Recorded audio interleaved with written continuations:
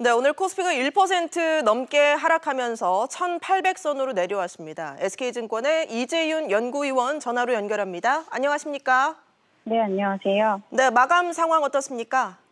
네, 현재 코스피는 1889.01로 전일 대비 1.34% 하락했고, 코스닥도 632.96으로 전일 대비 1.68% 하락했습니다.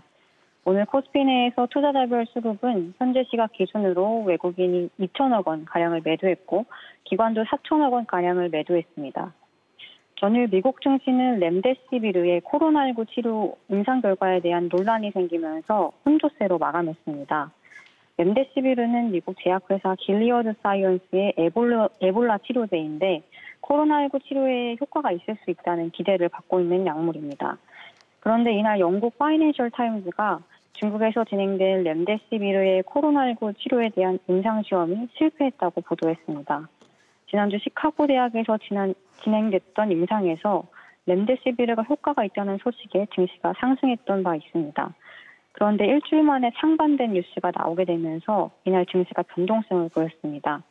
하지만 이후 길리어드 측이 임상시험 실패 보도에 대해 반박 성명을 내면서 증시는 결국 혼조세로 마감했습니다.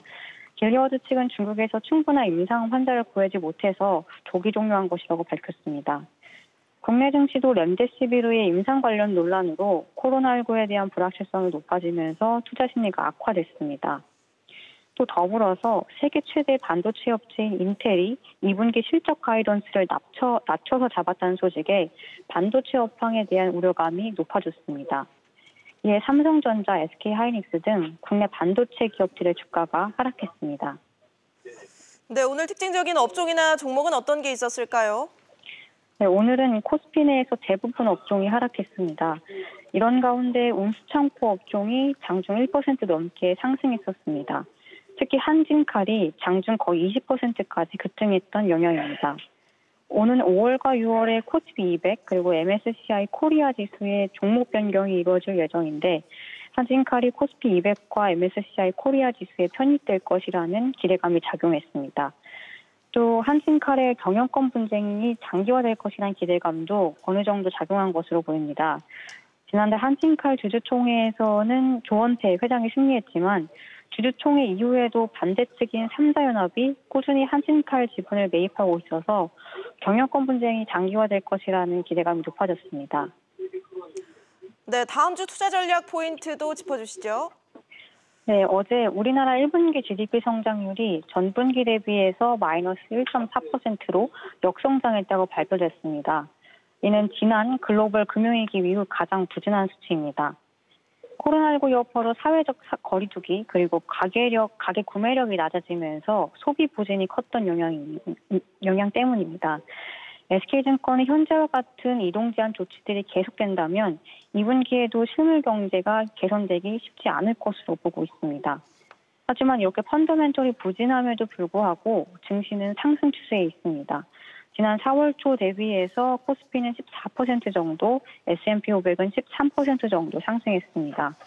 미국 연준과 ECB가 신용등급이 낮은 회사채까지 받아주겠다고 발표했고 우리나라도 한국형 뉴딜 정책을 하겠다고 발표했습니다. 이렇게 각국에서 경기 부양책을 내놓으면서 유동성의 힘으로 증시가 상승하고 있는 것입니다. 향후 증시 향방을 보기 위해서는 이런 정책 지속성을 확인할 수 있는 이벤트들에 주목할 필요가 있겠습니다. 특히 다음 주에 FOMC, BOJ와 ECB 통화정책회의 등 주요국 통화정책회의가 다수 예정되어 있는데 추가적으로 어떤 정책을 발표할지 주목할 필요가 있습니다. 한편 국내 상반기 실적 추정치는 계속해서 하향 조정되고 있습니다.